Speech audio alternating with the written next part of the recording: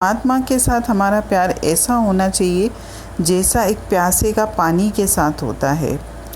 इसमें बहुत अच्छा उदाहरण था कि जैसे गर्मी का मौसम हो और कोई लंबा सफ़र पैदल चल के आ रहा हो, तेज़ धूप भी हो और उस व्यक्ति को बहुत प्यास लगी हो और इतनी प्यास जैसे वो प्यास से तड़प रहा हो कि कहीं से भी उसको पानी मिले, और उसी समय अगर कोई व्यक्ति उसके पास आकर उसे ये बोले कि मैं तुमको 1000 रुपये और देता हूँ, बस 1 मील और चलो, तो वो व्यक्ति ये कहेगा कि नहीं, मुझे पैसा नहीं चाहिए, मुझे इस वक्त पानी चाहिए। तो जिस तरह उस प्यासे व्यक्ति की जो पानी के लिए तड़प थी ना, ऐसी तड़प हमारे अंदर उस परमात्मा से मिलने की होनी चाहिए। जब तक हमारे अंदर ऐसी तड़प नहीं है तब तक हमारे अंतर का दरवाज़ा नहीं खुलेगा। और हम करते हैं, इस तरह का प्यार है, ऐसी तड़प भी है हमारे अंदर, लेकिन इतना प्यार, इतनी तड़प हमारी सिर्फ दुनिया के लिए है, परमात्मा के लिए नहीं है। और इसी वजह से हमारे अंतर का दरवाज़ा नहीं खुलता और हमारा जीवन बाहरी मतलब हमारा जीवन चलता रहता है और बाहरी वृत्ति रहती है हमारी, अंतर में हम खोखले ही हैं।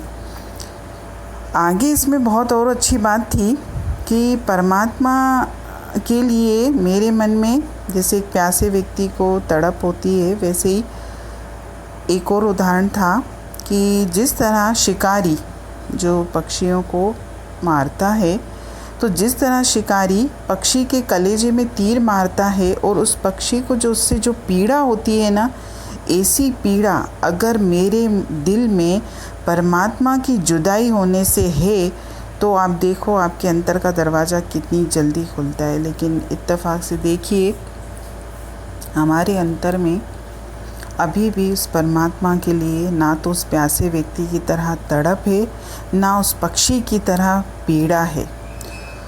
मेरे हृदय में अगर मालिक की, परमात्मा के लिए विरह की जो पीड़ा हो रही है ना, उसे या तो मैं जानता हूँ या मेरा मालिक, ये उन लोगों के लिए कहा गया है जो वाकई परमात्मा को पाना चाहते हैं। तो वो ये अपनी बात बता रहे हैं कि मेरे मन में अगर परमात्मा से विरह की जो पीड़ा है ना, उसको सिर्फ मैं ही जान सकता हूँ या फिर मेरा परमात्मा ही जान सकता है।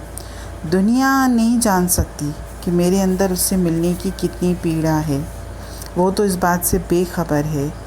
इस बारे में एक शायर कहता है कि मैं बीमार पड़ा हूँ, हकीम मेरी नब्ज़ टटोलते हैं, पर वो बेचारे क्या जाने कि इश्क के रोग की कोई दवा नहीं है सिवाय प्रीतम के दीदार के। बहुत अच्छी बात बोली उस शायर ने कि जिसको इश्क होता है ना, उसको तो सिर्फ़ अपने प्रीतम के दर्शन चाहिए, उसको कुछ और नहीं चाहिए। और यही अगर जो व्यक्ति परमात्मा से इश्क करता है तो उसको सिर्फ़ परमात्मा का दीदार चाहिए, उसको कुछ और नहीं चाहिए। उसको ना माया चाहिए, ना उसको धन दौलत चाहिए, ना उसको मान सम्मान चाहिए, उसको जीवन में कुछ भी नहीं चाहिए सिवाय उस परमात्मा के दर्शन के।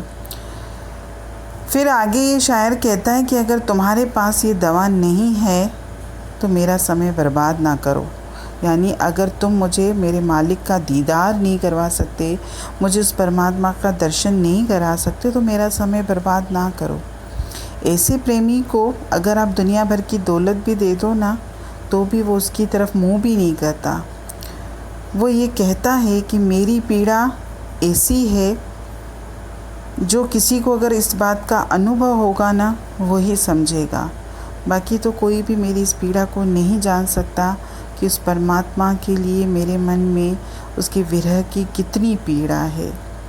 मेरी पीड़ा तो उस पक्षी की तरह है जिसको शिकारी ने तीर मारा है और वो पीड़ा सहन कर रहा है। इसी तरह हम भी दुनिया के तीरों को झेल के पीड़ा सहन कर रहे हैं, लेकिन ये पीड़ा मेरी सिर्फ दुनिया के लिए ही है।